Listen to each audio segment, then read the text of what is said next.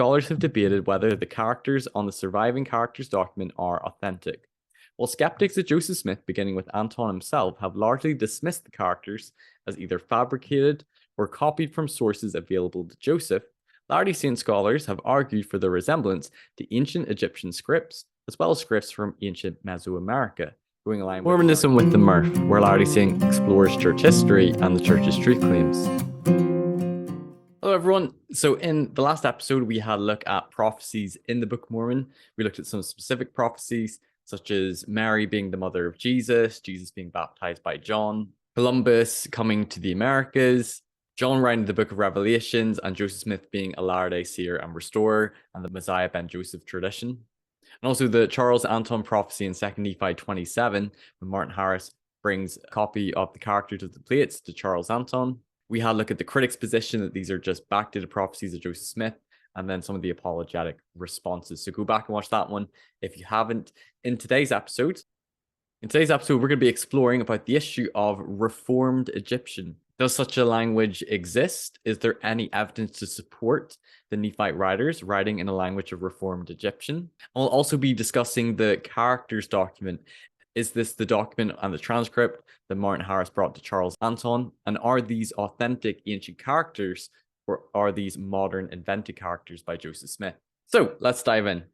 Having been entrusted with the plates by his father Mormon, the prophet Moroni made a brief remark about the script he and other Nephite record keepers and prophets had used in composing the record.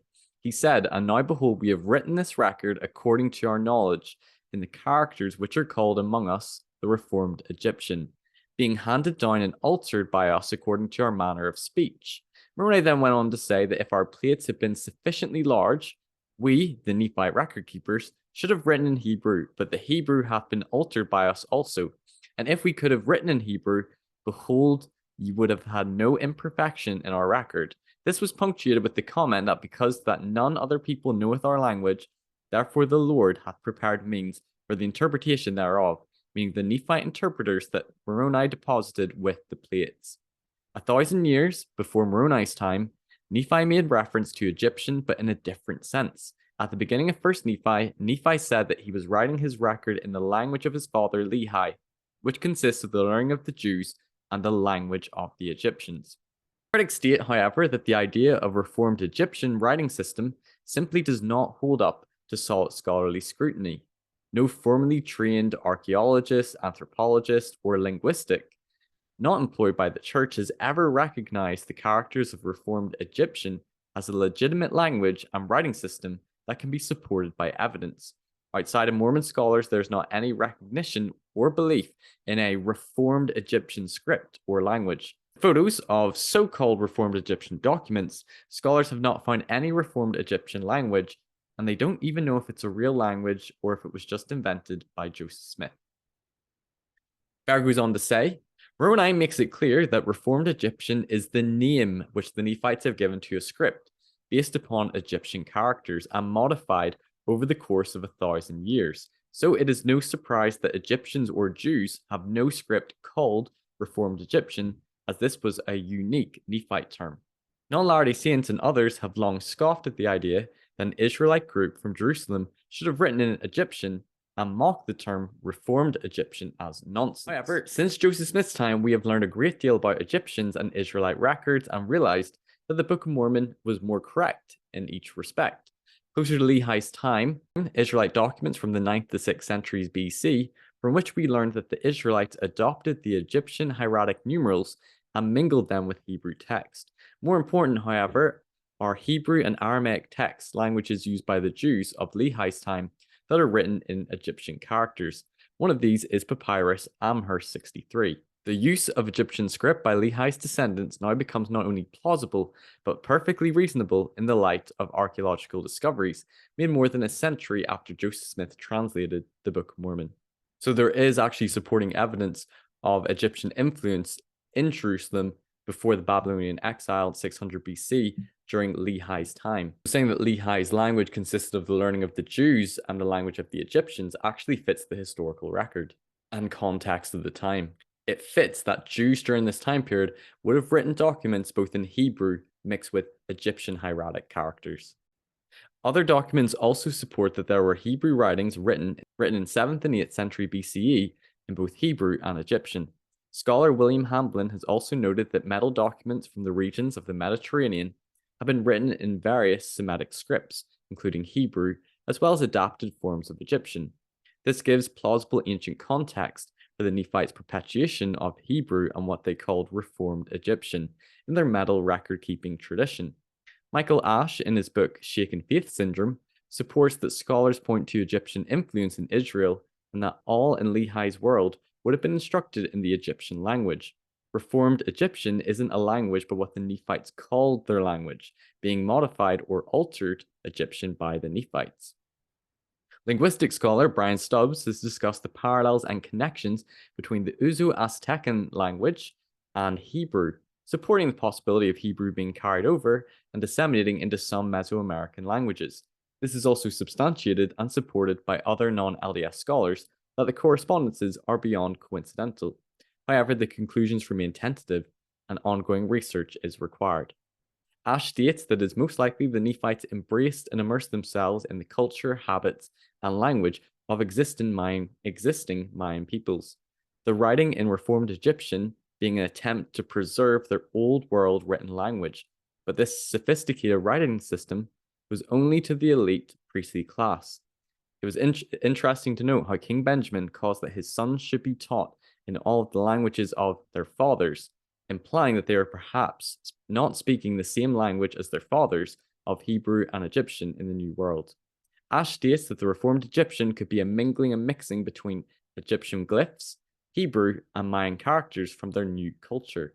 I'll talk more about that later in the video about Jerry Grover, who is a scholar and researcher who's done a lot of work attempting to decipher and translate the characters on the characters document, comparing it to both Mayan and hieratic glyphs. So critics would state that Reformed Egyptian doesn't exist. It's not a real language. It's not supported or substantiated by scholars, and that Joseph Smith obviously just invented it. Faithful scholars would say there is some corroborating evidence fitting the time of Lehi and Jerusalem of Egyptian influence, and that it is perfectly consistent for him to have been trained and educated in the language of the Egyptians, and that many ancient documents in the time of Lehi predating the Babylonian exile would have been written in both Hebrew and some Egyptian hieratic.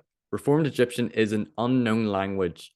It was modified and altered by the Nephites and likely changed because of their new cultural context and setting. Therefore, it appears that scholars may not be able to determine or decipher it. So let's talk about the characters document, or the Whitmer document as it's referred to.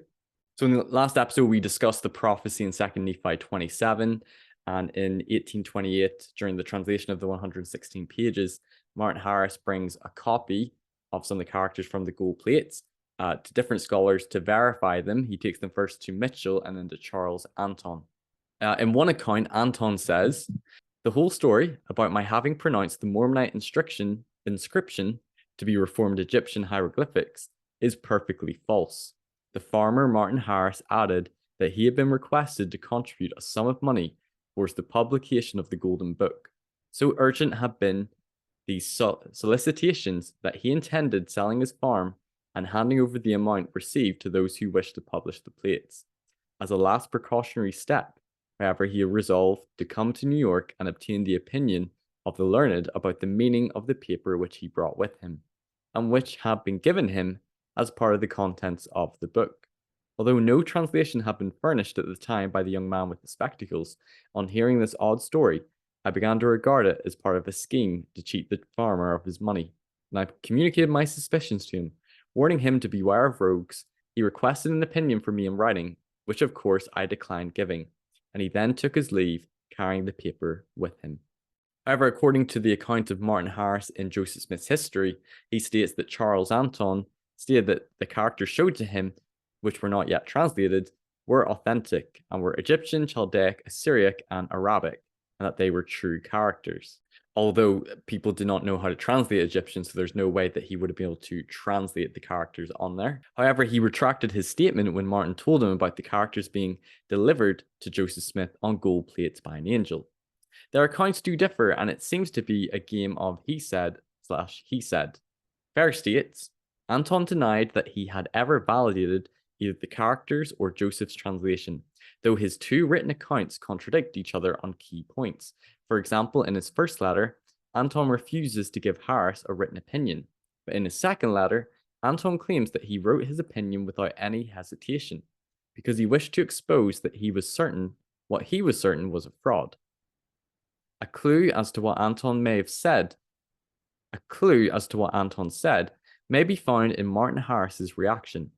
Martin committed himself to financing the translation of the Book of Mormon, which would appear unlikely had he been told that these are not genuine characters. So let's talk about the characters document then. Is that the same as the Charles Anthon manuscript, and are these genuine ancient characters? So these were copied by John Whitmer, reporting to have been copied by Joseph Smith, so it's a copy of his copy from the gold plates. And this document does have some provenance, and it was in possession of the RLDS Church and the Community of Christ. This is what Book of Mormon Central has to say about the characters document.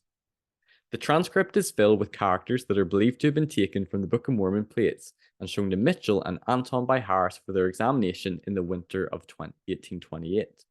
While the document itself is not the original text examined by Mitchell and Anthon, it does appear to be an early copy of the now lost original prepared by Joseph Smith.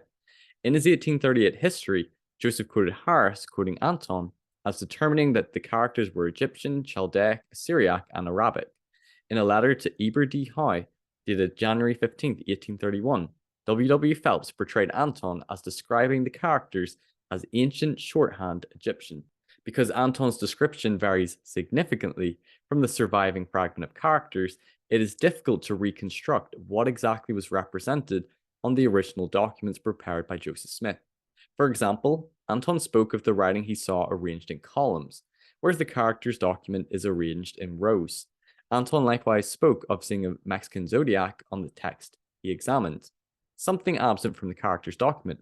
Precisely what characters were originally prepared by Joseph and examined by Anthon is therefore not entirely clear. So it appears from the recollection of Charles Anthon of the characters that were shown to him.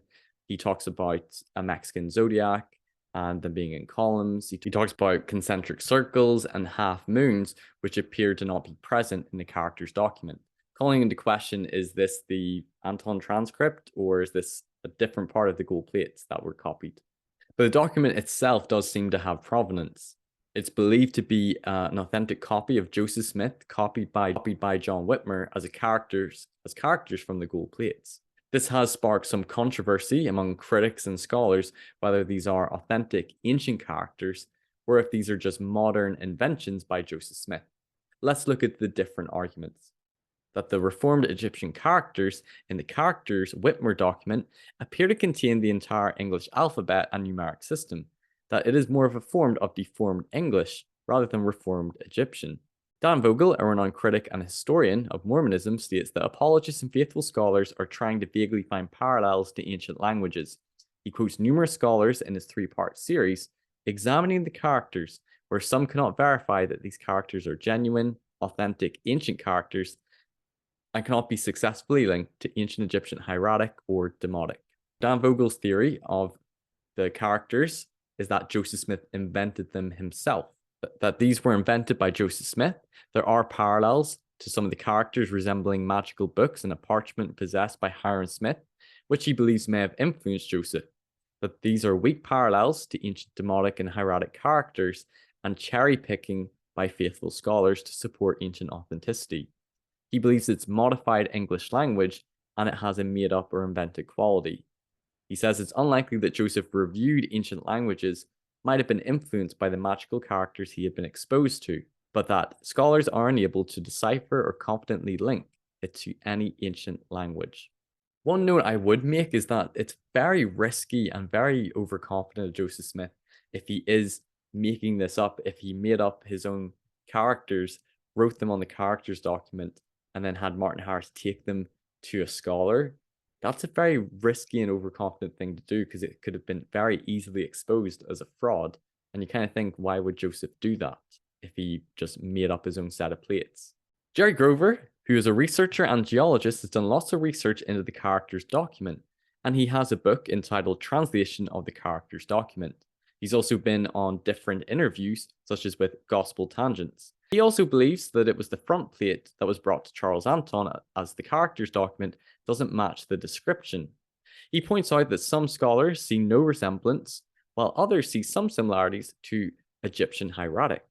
His position is that the characters on the plate were not pure Egyptian, but likely contained some Hebrew and Mayan characters mingled in. He attempted a secular translation by comparing many of the characters in the documents to similar corresponding Mayan glyphs and Palestinian hieratic and Egyptian hieratic. He used the Mayan number glyphs to decipher some of the numbers. And I'm cautious to present his research and findings as conclusive or definitive. His research is certainly intriguing and fascinating as a secular attempt to translate, and him advocating that these are genuine ancient characters. He believes that he has rendered a translation, perhaps not perfect, and that there is some debate to be had about his translation of certain characters resembling others, suggesting it is not a perfect translation, but a beginning to what should be ongoing research, which might be corroborated by other scholars. He also states that he has supported a translation of 4 characters written by Oliver Cowdery and Frederick G. Williams, 2 glyphs being translated into the Book of Mormon, and 2 as the interpretation of languages.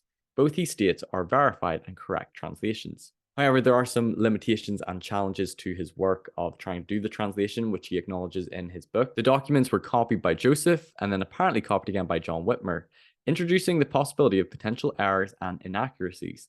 The source language material is completely or partially unknown.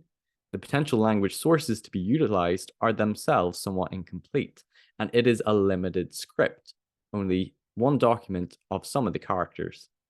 And if you want a more complete understanding of how he actually attempted to do the translation, I will put the link in the description where you can read his book. He also does a conference address, I think it's a Book of Mormon conference, and he's also interviewed on Gospel Tangents. And I'd also love to do an interview with him myself and maybe dive a little bit deeper into the specifics of how he did it. It's quite complicated. I want to present his research because I think it's really fascinating and interesting, but I want to be clear that I also think that further research and corroboration by scholars should be done, because he's not a Mayan expert or an Egyptologist. However, he's a very intelligent researcher, and I think this is really cool what he's been doing. So I like what Book of Mormon Central have to say about the characters document, but they say, the characters document is purported as a copy of the characters brought to Charles Anthon, and it was written by John Whitmer between 1829 to 1831. It's purported to be the characters examined by scholars Mitchell and Anthon. However, Anthon's description of the characters being in columns versus rows and other symbols, which we don't have today, indicates that this is probably not the same document that was brought to Charles Anthon. Some scholars deny the characters having any resemblance to ancient characters, while some have said that there are parallels, but it is inconclusive whether these are ancient or modern. They encourage caution and uncertainty when it comes to the characters document, whether this is the same characters brought to Anthon, and whether these resemble authentic ancient characters or modern. They go on to say scholars have debated whether the characters on the surviving characters document are authentic. While skeptics at Joseph Smith, beginning with Anthon himself, have largely dismissed the characters as either fabricated or copied from sources available to Joseph, as suggested by Dan Vogel, Latter-day Saint scholars have argued for the resemblance to ancient Egyptian scripts, as well as scripts from ancient Mesoamerica, going in line with Jerry Grover's research. Few non-Latter-day Saint Egyptologists have also weighed in, with some having denied any resemblance to ancient Egyptian, and others having affirmed such. At this point, no consensus has been reached as to what script, ancient or modern, the characters of the Anthon transcripts closest resemble or should otherwise be compared to. Many questions remain about the Anthon transcript, given the contradictory accounts left by Charles Anthon and Martin Harris, and the absence of a translation of the characters which finds broad academic acceptance, and the fact that the documents which survive today are copies, or even copies, of a presumably now lost original. Students of the Book of Mormon and early Latter-day Saints should be cautious in how they evaluate the surviving evidence. I think Grover's work, attempting a secular translation, his research, comparing it to Egyptian hieratic and Mayan glyphs, I think is really interesting, fascinating. However, I want to sort of second what Book of Mormon Central are saying, and to be cautious that I think there needs to be more academic, that more scholars need to weigh in to verify and support his research. But definitely go check it out for yourself. So, in summary or conclusion, so the Book of Mormon, according to Nephite authors, was written in a reformed Egyptian language, which means that it's modified or they have altered the Egyptian and the Hebrew, so it is an unknown language only known to them, which is why interpreters were prepared to translate. So critics would state that there is no such language as Reformed Egyptian, and no non-LDS scholars, Egyptologists, linguists can support or find any evidence to support Reformed Egyptian. And it was obviously just invented and made up by Joseph Smith.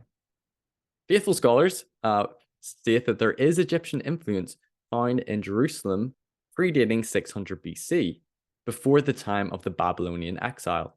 Evidence can be found in ancient Hebrew writings and documents containing both Hebrew and Egyptian hieratic. It's plausible with the historical context and timing fitting with Lehi in Jerusalem and his descendants writing a record in the manner of the Jews and in the language of the Egyptians. Linguistic scholar Brian Stubbs has pointed to an Uzo-Aztecan language having some very strong correspondences and similarities to Hebrew in Mesoamerica. It seems very unlikely that the chracters document that we have, the copy by John Whitmer, is the same document that Martin Harris brought to Charles Anthon, as Anthon's accounts and his description of the chracters being in columns, describing a Mexican zodiac, concentric circles, half moons, don't appear to be on the document. It would appear that the chracters document is probably another different part of the plates that Joseph Smith copied. Critics state that the chracters resemble more deformed English than Reformed Egyptian, and that this is evidence that this is Joseph Smith inventing the chracters himself. And Dan Vogel theorized that he may have been influenced by maybe some magical parchments or other characters he had seen in magical books, but that these are purely an invention of Joseph Smith and can't be verified by Egyptologists and other linguistic scholars. Faithful scholars point to that some scholars have seen some resemblances to ancient Mayan or Egyptian scripts or Egyptian hieratic. So there seems to be debate and no consensus between scholars if these are authentic, genuine characters or just invented ones. Jerry Grover attempted to translate the chracters document by comparing them to similar Mayan and Palestinian hieratic, and he claimed a secular translation supporting these being true characters and that the Book of Mormon as authentic. I think I would have to agree with Book of Mormon Central is probably where I come down. I think definitely there needs to be more scholarship and more research done. I'm cautious when it comes to either side stating that these are definitely ancient authentic characters verified by scholars, or that these are definitely just deformed English made up by Joseph Smith. I do find Grover's research fascinating. However, I would like to see other scholars, Egyptologists and other linguistic scholars pitch in to support his research, verify his work and translation. And I'm also cautious because other scholars would not corroborate. Overall, I feel like I can't say either way. And I think you should look at the arguments and evidence on both sides and come to your own conclusion. If you enjoyed this video, please give it a thumbs up. In the next video, we're going to be having a look at the Hill Cumorah. Did the Hill Cumorah happen in New York or somewhere else? It was believed in early Latter-day Saint tradition that the Hill Cumorah where the final battle happened was the same Hill Cumorah in New York where Joseph Smith obtained the gold plates. However, it is described as a clean hill and there's no evidence of a battle there.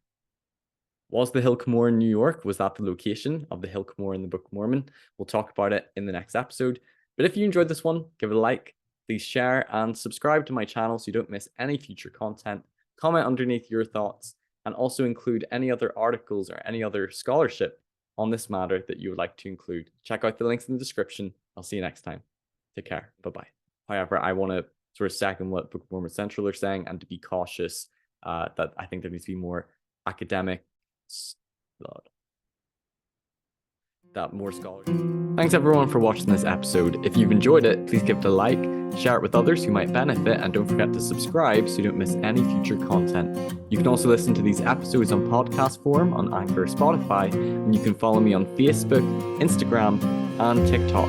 Check out my website for more content, personal blog, and more. And if you care to donate to support me, you can via my PayPal or Patreon or through the website. And you can also give donations via YouTube through Super Chats. Thanks for watching Mormonism with the Murph. Take care. Bye-bye.